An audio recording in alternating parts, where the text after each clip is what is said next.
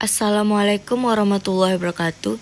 Di sini kami akan mempresentasikan sistem muskuloskeletal. Sistem muskuloskeletal merupakan penunjang bentuk tubuh dan pengurus penggerakan.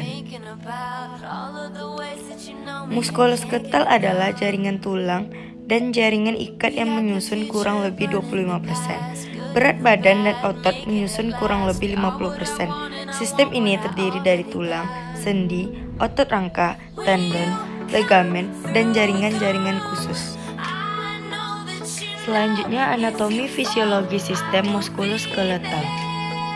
Sistem muskuloskeletal terdiri dari tulang. Tulang adalah jaringan yang paling keras di antara jaringan ikat lainnya, yang terdiri hampir 50% air dan bagian padat selebihnya. Terdiri dari bahan mineral, terutama kalium kurang lebih dari 67% dan bahan sekunder 33%. Baiklah, di sini teman-teman bisa melihat kerangka dari tulang. Nah, tulang tersusun dari 3 jenis sel yaitu, di sini ada osteoblast. Osteoblast berfungsi dalam pembentukan tulang dengan mensekresikan matriks tulang. Yang kedua ada euterosit. Euterosit adalah sel-sel tulang dewasa yang bertindak sebagai pemeliharaan fungsi tulang dan terletak pada osteon. Yang ketiga, osteoklast. Osteoklast adalah sel-sel besar berinti banyak, kemungkinan mineral dan matriks tulang dapat diabsorpsi. Penghancuran dan demodeling tulang tidak seperti osteoblast dan euterosit. Osteoklast mengikis tulang. Teman-teman bisa melihat fisiologi sistem tulang ini ada terdiri dari fungsinya yaitu formasi kerangka, formasi sendi, perlengkapan otot, pengungkit, penyongkong berat badan, proteksi, dan lain-lainnya. Di sini kalian bisa juga melihat fisiologi sistem tulangnya itu terdiri dari sinus yang menimbulkan nada pada suara. Yang kedua, inel gigi, memotong, menggigit, dan mengilas makanan.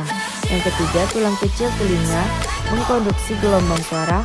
Dan yang keempat, panggul wanita, memudahkan proses partus. Yang kedua yaitu kartilago, yaitu tulang rawan. Tulang rawan terdiri dari serat-serat yang dilekatkan pada gelatin kuat tetapi fleksibel dan tidak bervaskular.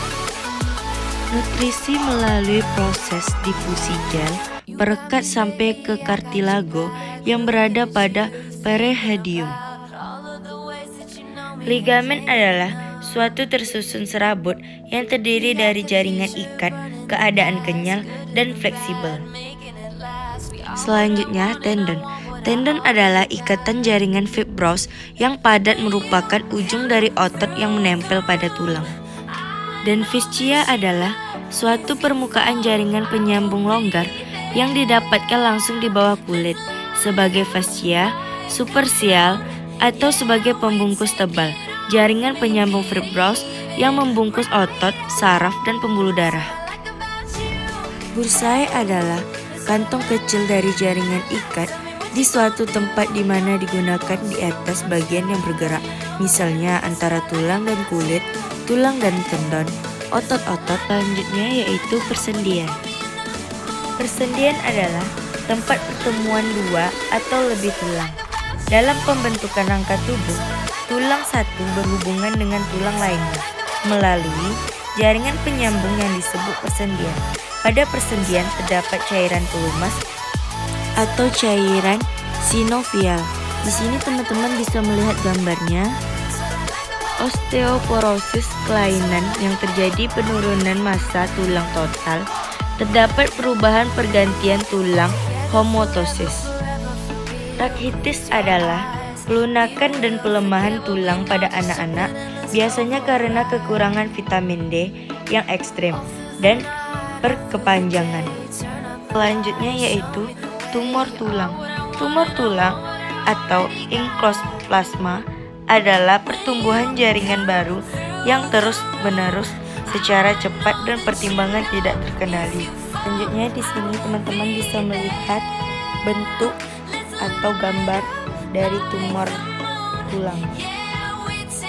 Selanjutnya yang terakhir yaitu rheumatoid arthritis adalah peradangan sendi akibat sistem kekebalan tubuh yang menyerang jaringan sendi.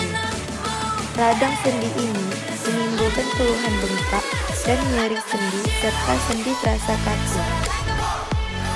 Baiklah, ini hasil dari presentasi kelompok 5. Kurang lebihnya kami mohon maaf. Wabillahi wa taufiq wal hidayah. Wassalamualaikum warahmatullahi wabarakatuh.